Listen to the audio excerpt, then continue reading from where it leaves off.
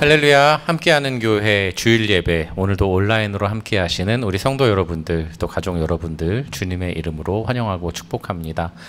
팬데믹이 시작된 지 어느덧 15개월이라는 시간이 지나고 있습니다. 많은 것들이 이제 일상으로 복귀하는 그런 모습을 보이고 있는 것 같은데요. 여러 가지 변화의 일상 속에서도 때로는 어려움과 또 거대한 산과 같은 그러한 고난이 찾아와도 우리를 지키시고 또 보호하시고 인도하시는 주님의 그 은혜를 찬양하는 우리 찬양곡들, 이제 세 곡을 우리 쭉 찬양할 텐데요. 마음 가운데 가사를 좀 담으시면서 그 마음 가운데 가사를 좀 품어보시면서 함께 찬양했으면 좋겠습니다. 첫 번째 곡은 특별히 새로운 찬양인데요. 여러분 가사를 마음에 묵상하시면서 이 시간 함께 한 마음으로 찬양하겠습니다.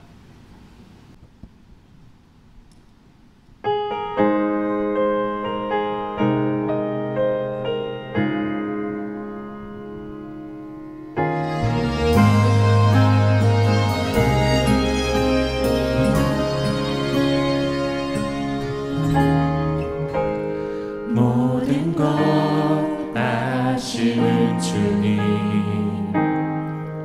나의 맘에 연약함 보시고 부족한 그 모습대로 주님 마음에 새겨주시네. 주님께 토로한 마음, 주님께 토로한 마음 하나하나 헤아려 주시니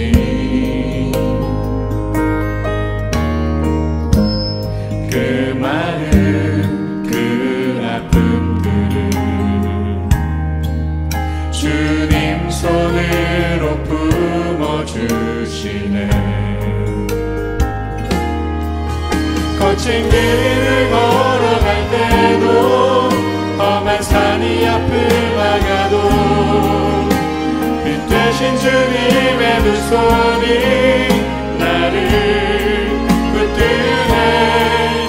주의 마음이 닿은 내 삶에 저민 슬픔을 씻으시는 주님을 찬양, 주 이름을 찬양하네.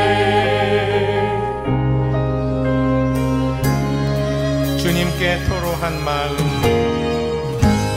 주님께 토로한 마음 하나하나 다 헤아려 주시니 하나하나 헤아려 주시니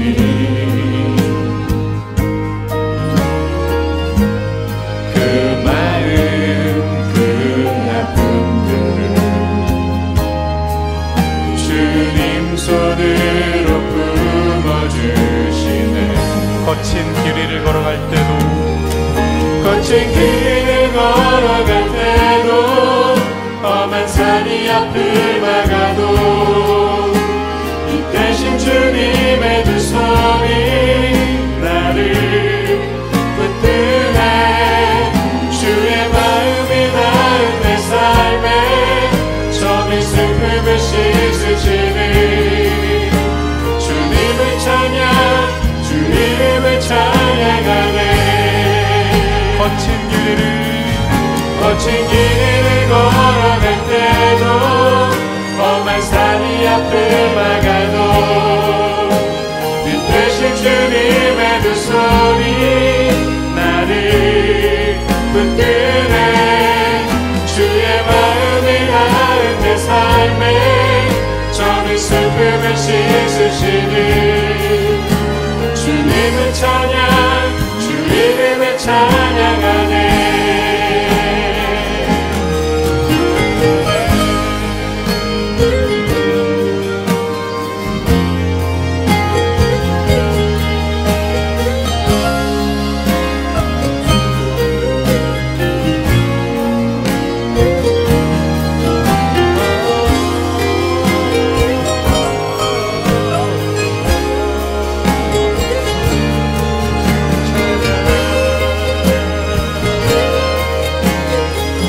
거친 길 위를 걸어갈 때도 거친 길을 걸어갈 때도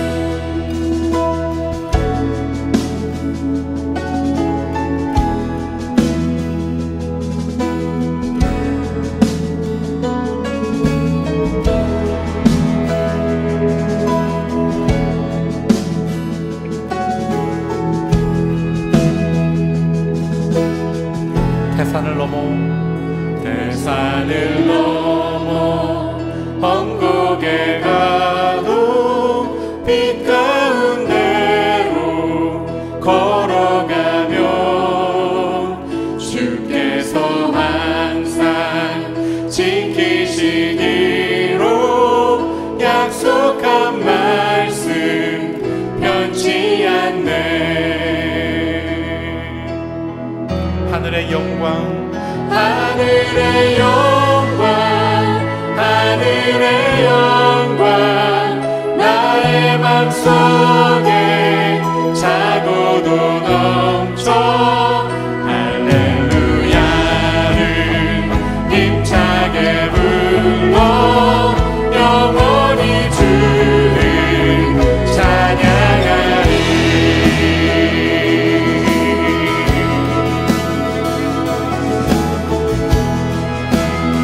다시 한번 찬양합니다. 태산을 넘어 태산을 넘어 언곡에 가도 빛 가운데로 걸어가면 주께서 항상 지키시기로 약속한 말씀 변치 않네. 캄캄한 밤에 캄캄한 밤에 다닐지라도 주께서 나의 길 되시고 나에게 밝은 빛이 되시니 길 잃어버린 염려 없네.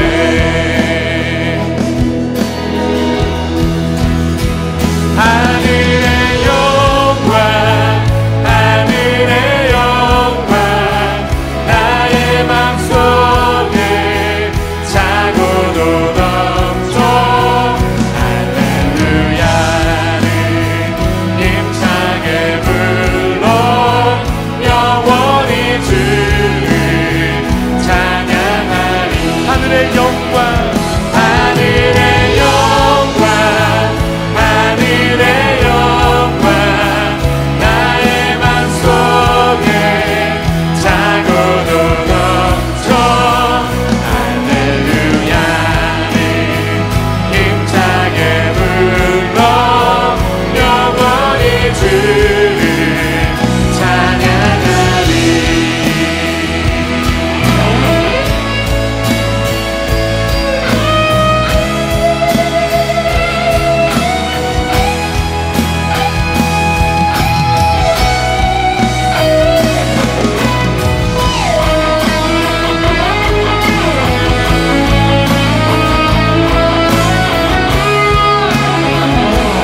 주님의 광명한 그 빛 광명한 그 빛 마음의 바다 찬란한 천국 바라보고 할렐루야를 힘차게 불러 날마다 빛에 걸어간 광명한 그 빛 광명한 그 빛 마음의 바다 찬란한 천국 바라보고 할렐루야를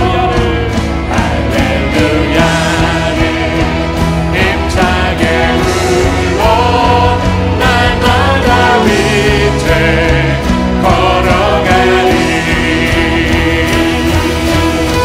하늘의 영광 하늘의 영광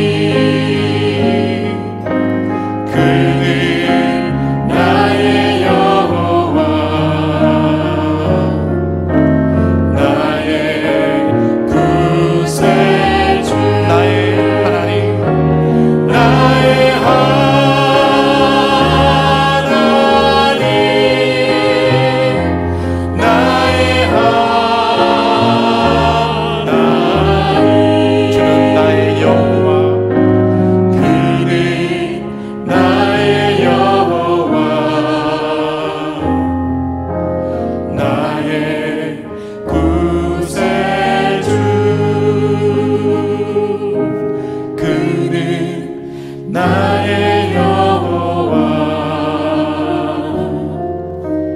나의 구세주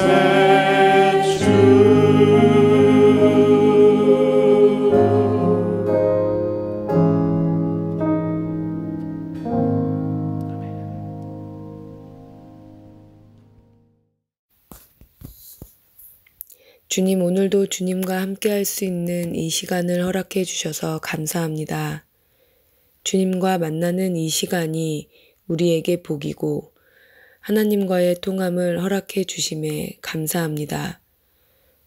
우리에게 땅에 있는 모든 것을 다스릴 수 있는 주권을 주심에 또 감사합니다.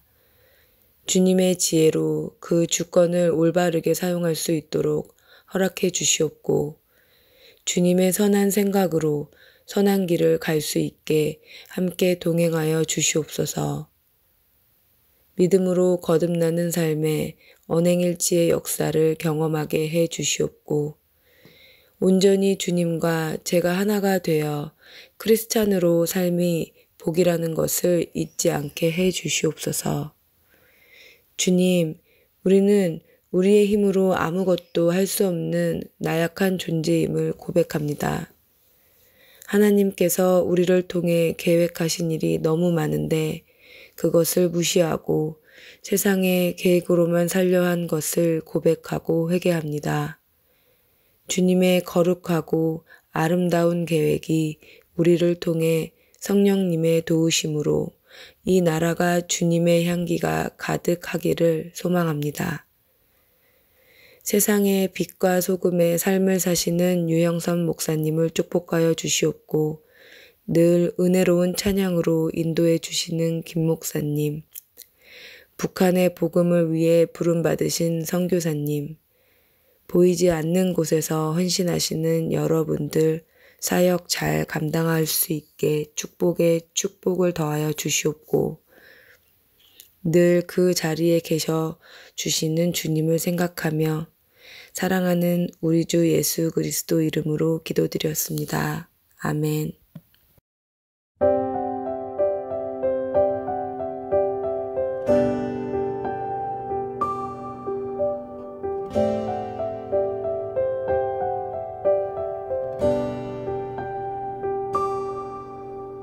하늘에 계신 우리 아버지 이름이 거룩히 여김을 받으시오며 나라가 임하옵시며 뜻이 하늘에서 이루어짐같이 땅에서도 이루어지다.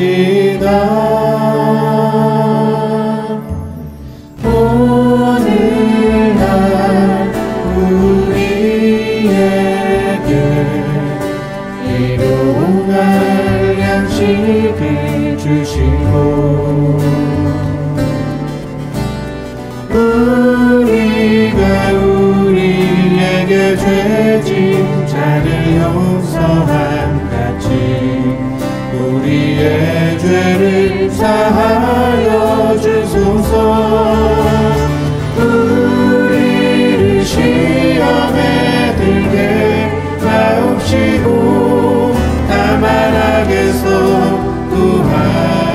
구하옵소서. 내게 나라와 권세 영광이 아버지께 있습니다.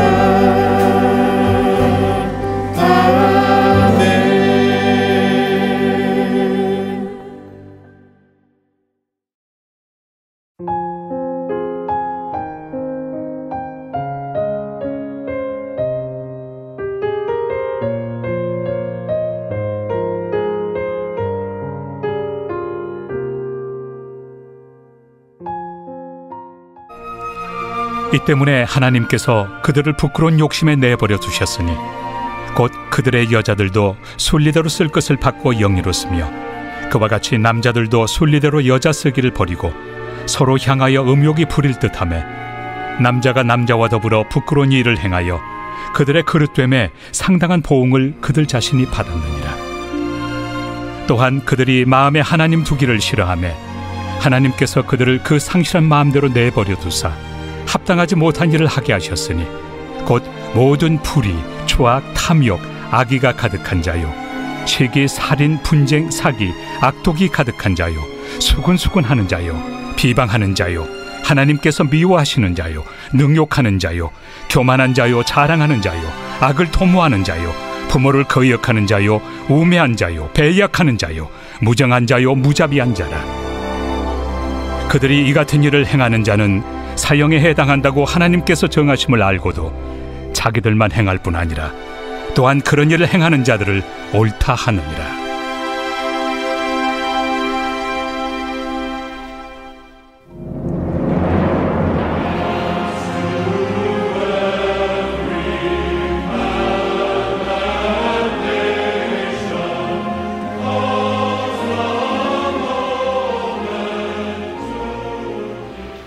네, 안녕하십니까. 유영선 목사입니다. 오늘도 인터넷 주일 예배 가운데 오신 성도님들 주님의 이름으로 환영합니다. 네, 무더운 여름날 잘 지내고 계시죠? 네, 모두 다 늘 강건하시고 충만하시기를 주님의 이름으로 축복합니다. 여러분, 만약에 어떤 사람에게 당신 가짜야 라고 만약에 누군가 이야기를 한다면 여러분, 그거는 굉장히 기분이 나쁜 것이고 또 어떻게 보면 굉장히 무례한 말이잖아요. 그죠? 그런데 여러분, 성경은요, 어떻게 보면 그런 부분에 있어서 우리한테 굉장히 무례해요. 굉장히 우리를 기분 나쁘게 만들어요. 뭐냐면, 당신 진짜야? 라는 질문을 계속 던지거든요. 쉽게 말하면, 당신 정말 예수님 만났어? 당신 정말 하나님을 믿어? 정말 믿는다고? 믿으면 어떻게 그렇게 살지? 라는 그 질문을 아주 지겹도록 우리한테 질문을 던져요. 그래서 날마다 그 구원을 점검하라는 거예요, 스스로. 그렇지 않고서는 여러분이 모래 위에 지은 집이 될 수 있다라는 거예요. 겉으로는 집을 지은 것처럼 보이고 화려해 보이는데 모래 위에 지어졌기 때문에 그 믿음이라는 것이 한순간에 무너져 버리는 거예요. 조금만 시험이 들면, 조금만 고난이 찾아오면 온데간데 그 믿음이라는 건 없어지고, 네, 기도 생활도 안 하고 말씀 생활도 안 하고 온전히 뭐 신앙생활이라는 건 전혀 안 하면서 교회만 왔다 갔다 하는 것이 신앙생활의 전부라고 생각하면서 사는 것이죠. 그것을 가짜 믿음, 가짜 신앙이라고 분명히 성경은 이야기하고, 그 믿음에, 그런 가짜 믿음에 유혹당하지 말고 진짜 믿음을 가지라고 도전하는 거예요.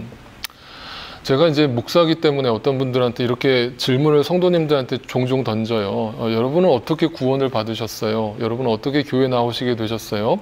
어떻게 예수님을 만나셨어요?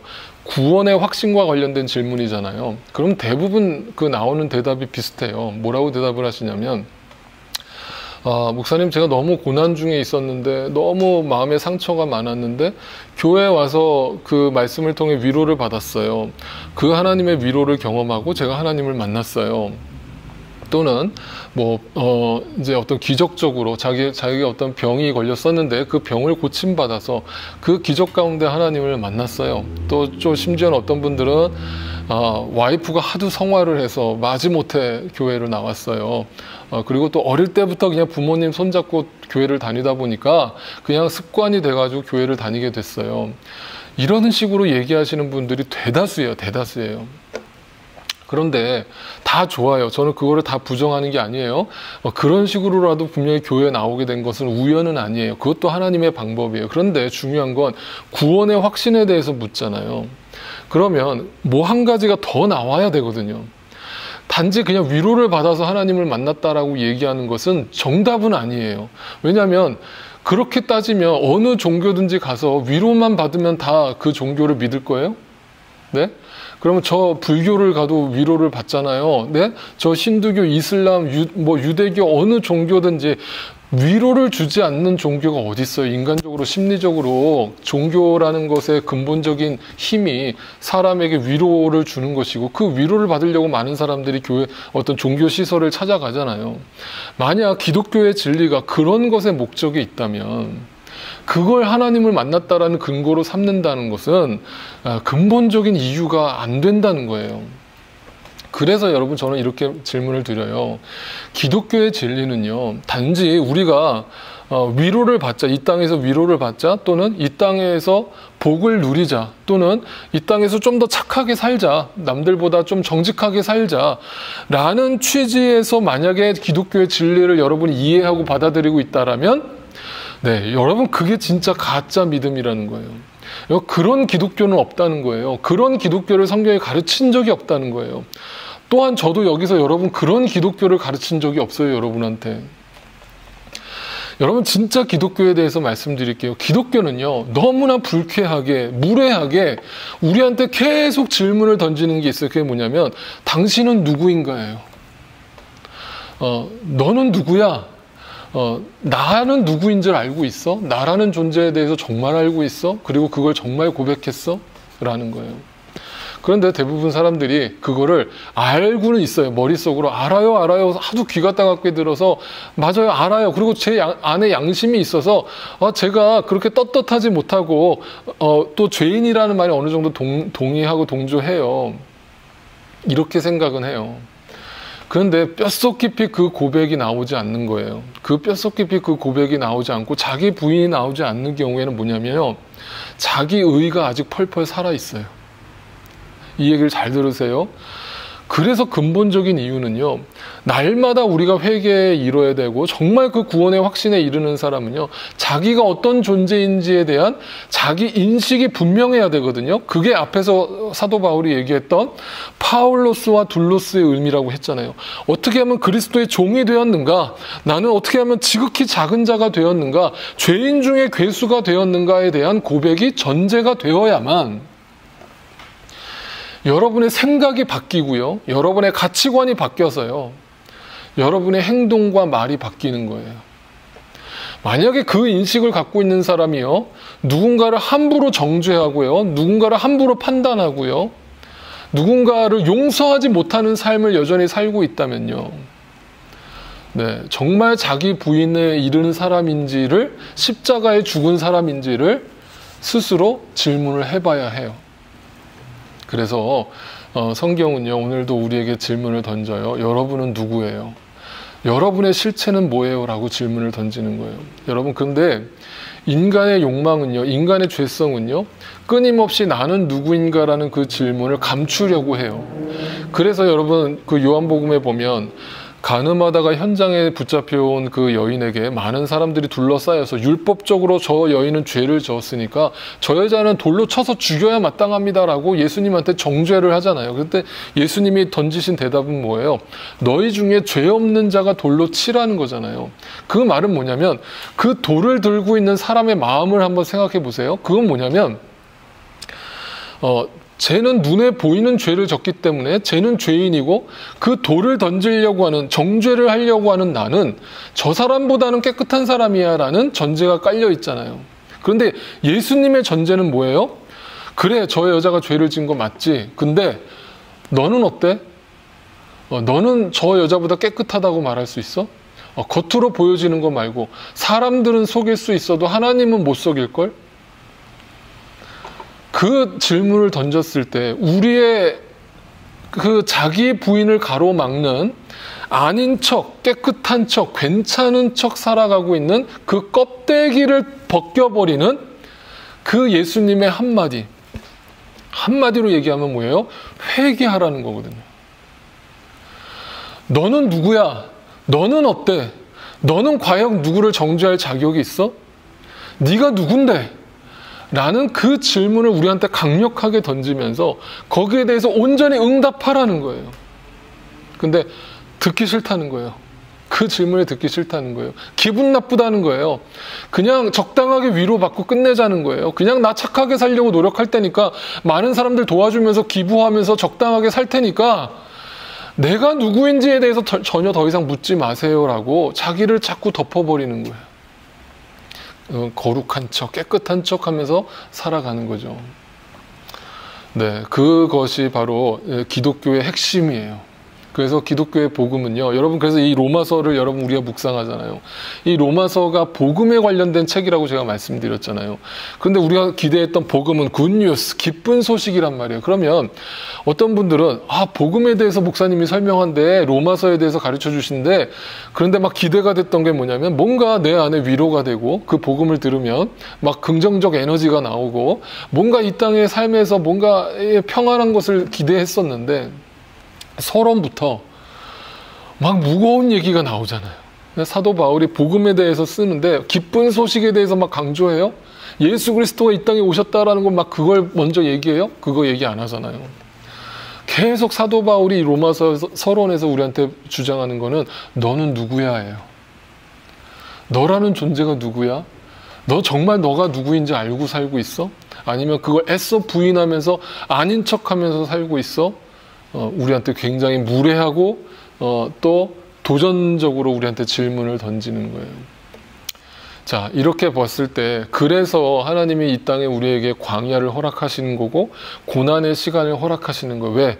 그 고난의 시간을 통해서 탕자가 되지 않고서는 이 땅의 방황을 통해서 그 돼지 우리에 떨어지지 않고서는 철저하게 내가 죄인됨, 나에게 선해지고자 하는 의지가 없다라는 사실을 고백하지 않기 때문에 하나님께서 나에게 끊임없이 고난을 주시고 광야의 시간을 주시는 거예요. 이 시간을 통해서 우리가 고백해야 될 거는 한 가지예요. 나는 죄인입니다. 주님, 이제 나는 어떻게 하죠? 이제 나는 어떻게 하죠? 나는 철저하게 죄인입니다. 나는 누구도 판단하고 누구도 정죄할 자격이 없습니다. 하나님, 나 좀 어떻게 해주세요. I surrender all. 나 모든 걸 다 주님 앞에 항복합니다. 두 손 두 발 다 듭니다. 그 고백이 날마다 여러분의 삶에 고백되어진다면 여러분 그 자리에 하나님의 은혜는 떨어지게 될 거예요. 확신해요. 여러분 그것이 복음의 시작이에요. 자, 그러면 이제 오늘 나는 누구인가에 대해서 사도 바울이 서론에서 얼마나 무례하게, 얼마나 적나라하게 우리의 실체를 고발하고 있는지를 한번 들여다보겠습니다. 자, 오늘 26절 본문을 보세요. 이런 까닭에, 자, 지난주 말씀과 이어지는데 지난주에 분명히 사도 바울이 뭐라고 그랬어요? 하나님이 우리를 이렇게 이 자연 만물을 통해서 하나님이 누구신가에 대해서도 설명하고 있고 또 복음을 통해서도 선명하게 하나님을 드러내고 계신데도 불구하고 모든 인간들은 그 하나님을 알려 하지 않는다. 이런 이유로 하나님이 그들을 내버려 두셨다 이렇게 표현했잖아요. 이런 까닭에 이어지는 거예요. 하나님께서는 사람들을 부끄러운 정욕에 내버려 두셨대요. 다 이 내버려 두셨다라는 말이 또 나왔어요. 그걸 제가 지난주에 뭐라고 표현했나요? 방치하거나 버렸다라는 뜻이 아니라 맡겼다라는 뜻으로 해석해야 되는 거예요. 그건 뭐냐면 그 광야의 시간 속에, 고난의 시간 속에 우리를 맡겨 놓으신 거예요. 왜? 스스로 탕자가 되기를 원하시는 거예요. 탕자가 돼야만, 그 탕자의 밑바닥까지 떨어져야만 하나님의 사랑을 알 수 있게 된다라는 뜻이에요. 그런데 어떻게 그 부끄러운 정력을 우리가 가지고 있는가? 여자들은 남자와의 바른 관계를 바르지 못한 관계로 바꾸고, 자, 분명한 건 있어요. 여러분, 우리 안에 죄성이 활동하면요, 어떤 일이 벌어지냐면요, 창조의 질서를 거스르죠. 자, 하나님이 남자를 만드신 이유가 있고 여자를 만드신 이유가 있단 말이에요. 근데 그 역할을 바꿔버리고 혼돈해버리고 또 그걸 무시해버리고 그거를 바르지 않은 관계로 만들어버리는 게 죄예요. 그게 내 안에서 나오는 부끄러운 정욕, 하나님이 우리를 그렇게 살도록 내버려 두신 것에 대해서 나오는 결과고 열매예요. 자, 그것을 좀 더 구체적으로 뭐라고 표현하는가? 27절 보세요. 또한 남자들도 이와 같이 여자와의 바른 관계를 버리고 서로 욕정에 불탔으며 남자가 남자와 더불어 부끄러운 짓을 하게 되었습니다. 그래서 그들은 그 잘못에 마땅한 대가를 스스로 받았습니다. 자, 이게 뭐에 대해서 얘기하는 것 같으세요? 네, 이거는 이제 동성애에 대해서 얘기하는 것처럼 들려지죠. 네, 분명히 그래요. 자, 성경은요, 동성애가 죄냐, 죄가 아니냐의 논의를 하고 있지 않아요. 아주 분명하게 동성애를 죄라고 이야기하고 있어요. 그래서 어떤 분들은 동성애가 죄가 아니다 라고 이야기하는데 그거는 틀린 말이에요.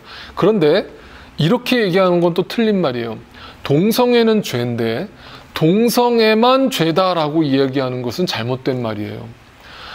동성애는 분명히 죄예요. 하나님이 아주 혐오하는 죄예요. 그런데 동성애만 죄다라고 이야기하는 것처럼 아까 그 간음한 여인한테 돌을 던지려고 하는 그 사람들처럼 마치 그 동성애하는 사람들만이 엄청난 죄를 짓고 있고 자기는 그렇지 않다라는 것인 양 거기에서 그 죄의 기준이 남에게만 향해 있다라면 그 시선 또한 잘못된 시선이라는 거예요. 그래서 제가 지난번에 동성애에 대해서 한번 설교를 했기 때문에 여러분 이해하고 계실 거예요. 동성애는 분명히 죄예요. 왜 죄냐면 여러분 만약에 간단하게 제가 얘기하고 넘어갈게요. 동성애가 선천적으로 그렇게 유전적으로 태어나는 것이다. 자기는 동성애자로 태어났다. 라고 그들은 그렇게 주장을 하는데 만약에 그것이 맞다라면 그들은 어떻게 보면 불쌍한 사람들이죠. 그러니까 그들은 그냥 무조건적인 위로를 받아야 될 사람들일 거예요. 그런데 지금까지요 수많은 과학자들이 생물학자들, 유전학자들이 그걸 연구를 했는데요. 어떤 경우에도 유전적인 열매가 아직까지 발견된 바가 없어요. 그 말은 동성애라는 것은 전부 다 환경에 의해서든 자기의 선택에 의해서든 후천적이라는 거예요. 그러니까 그것은 어떻게 보면 자신의 선택이라는 거예요. 그러니까 동성애는 분명히 죄의 선택인 거예요. 자, 그러면 어떤 분들은 이 시대가 말세라서 동성애자들이 저렇게 판을 치고 저렇게 합법화를 부르짖으면서 지금 이렇게 난리를 치고 있습니다. 이 세상이 말세입니다. 이 시대가 다른 시대보다 더 타락했기 때문에 동성애자들이 활기를 띈다라고 생각하시는 분들이 있는데 그렇지 않아요. 여러분 성경에도 나와 있잖아요. 성경이 2000년 전에 얘기를 하잖아요. 그러면 구약 성경에는 또 안 나와 있어요? 구약 성경에도 나와 있어요. 그러니까 이 동성애라고 하는 것은요. 하나님 말씀에 근거한다면 부끄러운 정욕대로 내버려 둔 사람들의 삶이에요. 그러니까 이것은 오늘날만 있었던 문제가 아니라 인류의 역사 속에서 계속 있어 왔던 거예요. 그 말은 뭐예요? 그게 죄의 열매고 결과라는 얘기를 하는 거예요. 그러니까 창조의 질서를 거스르고 창조의 질서를 파괴하는 행위가 바로 죄성이라는 걸 얘기하는 거예요. 제가 더 자세하게 설명하지는 않을게요. 어쨌든 동성애는 분명히 성경에서 죄라고 밝히고 있어요. 그 다음 구절 볼게요. 자, 28절이에요. 그 이유가 뭔가 사람들이 하나님을 인정하기를 싫어하는 것이 근거라는 거예요. 자, 여러분 죄라는 것은요 근본적으로 하나님을 인정하기를 싫어하는 거예요. 여러분 잘 생각해 보세요. 만약에 하나님이 지금도 살아계시다라는 것을 믿는 사람이 있다면 그것은 내가 어떤 순간에도 하나님이 나를 와치하신다라는 거잖아요. 나를 지켜보신다는 뜻이잖아요. 그러면 이제 요셉처럼 그 보디발의 와이프가 자기를 유혹할 때도 아무도 없는 곳이다라고 유혹하잖아요. 항상 유혹은 은밀한 곳에서 진행되니까 야, 여기는 아무도 없어. 너랑 나 둘밖에 없잖아. 그러니까 그냥 같이 즐기자라고 유혹을 할 때 요셉이 뭐라고 대답했는지를 기억하세요? 뭐냐면 아닙니다. 사람은 지금 보고 있지 않지만 하나님은 나를 보고 계십니다. 여러분 이게 믿음이거든요. 뭐냐면 하나님을 인정한 거잖아요. 하나님을 의식한 거예요. 다시 말하면 하나님을 의식하는 사람이 이 땅에서 죄를 지으면서 살아갈 수 있어요? 여전히? 불가능하다는 거예요. 은밀한 죄를 지을 수 있어요? 불가능하다는 거예요. 그러니까 뭐냐면 성경 그래서 이렇게 질문하는 거예요. 아무도 보지 않는 곳에서 당신은 누구인가? 라고 묻는 거예요. 그게 진짜 여러분의 믿음의 실체라는 거예요. 아무도 보지 않아도 하나님은 나를 지금 보고 계신다라는 의식을 갖고 있는 사람은요. 하나님을 인정하는 사람이고 하나님을 의식하는 사람이에요. 그 사람은 절대 이런 죄를 지으면 살 수 없죠. 그런데 그들이 이런 어떤 부끄러운 정욕대로 살아가는 이유가 뭔가? 하나님을 인정하지 않는 거예요. 그럼 여러분, 이 세상에서 가장 무서운 것이 뭐냐면 신은 죽었다라는 말이에요. 신은 죽었다라는 말 속에는요, 자기가 신이라는 뜻이거든요. 그게 인간이 지었던 죄의 근원이라고요. 그래서 바벨탑을 쌓고 사람들이 계속 교만해진 이유가 뭐냐면 하나님 없다는 거잖아요. 하나님 없으니까 우리가 신이고 우리가 서로 하나가 되면, 우리가 서로 사랑하면 우리의 힘으로 이 세상을 지상 낙원으로 만들 수 있어. We are the world 라고 부르짖으면서 지구촌을 주장하는 사람들이 있단 말이에요. 그게 겉으로는 되게 좋아 보이고 겉으로는 되게 멋있어 보이고 아름다워 보이지만 그 실체는 뭐냐면 하나님을 인정하기 싫은 거예요. 그게 타락한 모습으로도 나오지만 선한 모습으로도 나오는 거예요. 그래서 이걸 잘 분별해야 되는 시대에 우리는 살고 있는 거예요. 자, 계속 볼게요. 하나님께서는 사람들을 타락한 마음자리에 내버려 두셔서, 또 내버려 두셨다는 말이 나오죠. 해서는 안 될 일을 하도록 놔두셨어요. 자, 계속 내버려 두셨다라는 말이 반복되는데 그건 이유가 뭐라고요? 우리를 그냥 내버려 두심으로 너의 실체가 무엇인지를 스스로 깨닫게 하시기 위함이에요. 왜냐하면 그걸 스스로 깨닫지 않고서는 절대 우리는 회개할 존재들이 아니라는 걸 알고 계시는 거죠. 그래서 계속해서 너의 실체를 고발하는데 그 뒤는 아주 조목조목 그 죄목을 우리한테 나열하는데 보세요. 29절에서 31절까지 사람들은 온갖 불의와 악행과 탐욕과 악의로 가득 차 있으며 시기와 살이와 분쟁과 사기와 적의로 가득 차 있으며 수군거리는 자요, 중상하는 자요, 하나님을 미워하는 자요, 불손한 자요, 오만한 자요, 자랑하는 자요, 악을 꾸미는 모략꾼이요, 부모를 거역하는 자요, 우매한 자요, 신의가 없는 자요, 무정한 자요, 무자비한 자입니다. 여러분, 지금 20가지가 넘는 죄목을 이렇게 쭉 나열하고 있는데 이거는 어떤 이것만이 죄다라고 이야기하기보다는 이 세상에 인간이 갖고 있는 모든 감정이나 모든 생활 패턴들을 다 나열해 본 거예요, 사도 바울이. 이게 바로 악입니다. 여러분의 실체입니다. 여러분 속에 여기로부터 자유로울 수 있는 사람이 한 사람이라도 있어요? 라고 묻고 있는 거예요. 그러니까 다시 말하면 예수님이 질문하셨던 너희 중에 죄 없는 자가 돌로 쳐라 라고 던졌던 그 질문과 흡사한 거예요. 32절 마지막 구절 보세요. 그들은 이와 같은 일을 하는 자들은 죽어야 마땅하다는 하나님의 공정한 법도를 알면서도, 알아요. 알긴 다 알아요. 양심의 기준이 있어요. 근데 자기들만 이런 일을 하는 것이 아니라 이런 일을 저지르는 사람들을 두둔한다 라고 얘기해요. 여러분, 그러니까 이 말씀은요, 쉽게 말하면 그 부끄러운 정욕대로 내버려진 사람들이 이 세상을 이루고 있고 이 세상을 움직이고 있으니 그 움직인다는 것은 우리가 크리스찬으로 우리도 이 세상 속에 살아가고 있기 때문에 그들이 만들어 놓은 세상 속에, 그들의 만들어 놓은 시스템 속에서 우리도 엄청나게 많은 유혹을 받는다는 얘기를 하고 있는 거예요. 쉽게 말하면 야, 다 그렇게 살아. 너만 그렇게 잘난 척하지 마. 너만 그렇게 깨끗한 척하지 마. 야, 다 그렇게 사는데 왜 너만 그렇게 혼자 독불장군처럼 그렇게 의로운 척해. 야, 괜찮아. 남들 다 이렇게 살아. 그러니까 불법이든 편법이든 남들 다 한다는 그 말이 가장 강력한 유혹이에요. 그 정말 가장 강력한 합리화 아니에요? 네, 남들 다 그렇게 산다는데 나 하나쯤이야 하면서 거기에 합류하는 게 뭐가 그렇게 큰 죄책감이 들겠어요. 근데 그런 식으로 이 세상은 형성되어 있다는 걸 우리는 알아야 되고 그 속에서 크리스찬의 양심으로 하루하루를 살아간다는 거, 거룩한 삶을 살아간다는 거는 이거는 이루 말로 다 할 수가 없는 거예요. 제가 여러분께 한번 설교한 적 있잖아요. 제가 한국에서 전도사 때 청년들을 가르쳤는데 그 청년 중에 한 명이 이렇게 그 대학을 졸업하고 바로 이제 직장에 취직을 한 거예요. 그래서 얼마나 부푼 마음을 가지고 이제 첫 직장에 이제 출근을 했는데 딱 출근하는 첫날에 그 위에 간부가 자기한테 오더니 장부 2개를 하나 딱 던져주더래요, 책상에. 자, 그러면서 야, 이제부터 이거 네가 맡아? 라면서 던져줬는데 살펴보니까 이중장부더라는 거예요, 이중장부. 이중장부라는 거는 다 뭔지 여러분 아실 거예요. 그러니까 회사가 운영하는데 네, 겉으로 보여지는 장부가 있고 실제 장부가 따로 있는 거죠. 그러니까 이런 불법과 편법이 만연한 거예요, 이 사회 속에. 그런데 자기가 크리스찬으로서 그거를 맡으라고 던져줬을 때, 만약에 크리스찬 양심으로서 저는 이런 불법을 저지를 수 없습니다, 전 못하겠습니다 라고 한다면 한마디로 잘리는 거 아니에요, 그죠? 그러면 이렇게 취직하기 힘든 이 시대 속에서 직장을 잃는다는 건 뭐냐면 먹고 살기 힘들다는 얘기가 되잖아요. 그러면 쉽게 말하면 그거 순교 아니에요?